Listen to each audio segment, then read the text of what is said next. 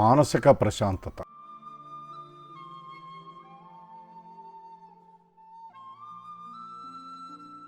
ప్రశాంత్ నది దగ్గర ఆసీనుడై శూన్యంలోకి చూస్తూ ఆలోచిస్తున్నాడు. అసలు ఈ జీవిత ప్రయాణం దేని గురించి?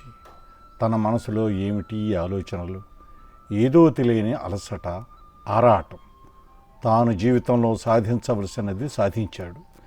మరి ఎందుకని ఈ వెలితి?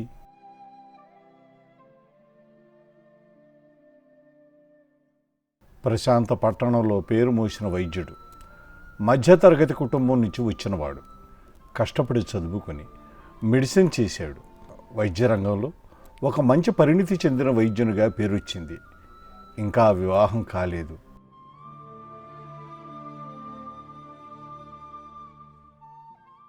చేసుకోవాలనే ఆతృత కూడా లేదు.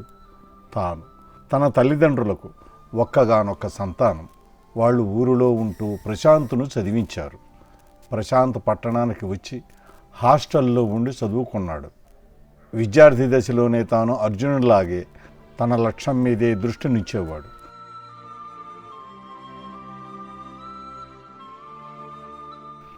ఇప్పుడు తల్లిదండ్రులు తనతో పాటు పట్టణానికి వచ్చారు. ఆ సంతోషమైతే తనకు చాలా ఉంది.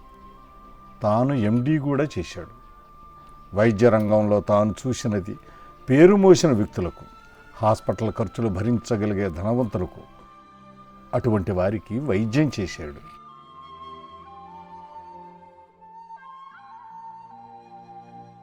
తరచి చూస్తే తనకు ఈ మానసికలేమి దానివల్లే అనిపిస్తుంది. తనకు ఊరిలో పోస్టింగ్ ఇస్తే కాదని పట్టణానికి మార్చుకున్నాడు.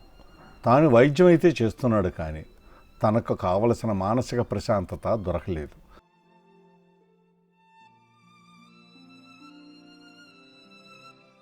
అదే తన మానసిక అశాంతికి కారణం అని తెలుసుకున్నాడు.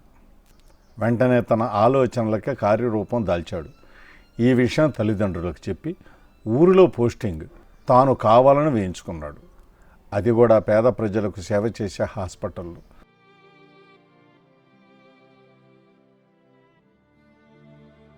అక్కడ పనిచేస్తుంటే కలిగిన ఆనందం అంతా ఇంతా కాదు. తాను పోగొట్టుకున్న సంతోషం మళ్ళీ వచ్చినట్టయింది. సాయంత్రాలు ఉచిత వైద్యం మొదలెట్టాడు. దానితో తన తోటి గ్రామ ప్రజలకు సేవ చేస్తున్నప్పుడు కలిగిన సంతృప్తిని మరే దానితో పోల్చలేకపోయాడు. వారితో తన జీవితాన్ని పంచుకున్నాడు.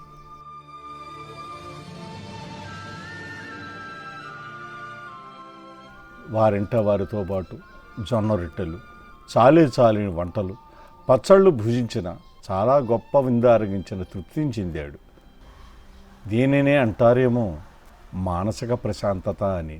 అక్కడ ఊరిలో పచ్చని పొలాలను చూసుకుంటూ, అక్కడి వారి సామాజిక కష్టాలలో పాలు పంచుకుంటూ వైద్యం చేస్తుంటే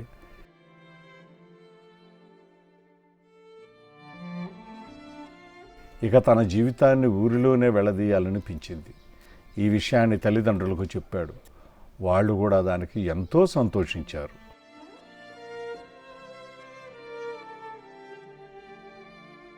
అప్పుడు అనిపించింది, చదువుకు అసలైన న్యాయం చేయడం అంటే ఇదే అని. మంచి వైద్యాన్ని పొందలేని వాళ్లకు తనదైన రీతిలో వైద్యం చేయడమే తనకు కలిగిన స్ఫూర్తి. మానవ సమాజానికి తనకు వీలైనంత సహాయం చేస్తూ జీవనం సాగించాడు.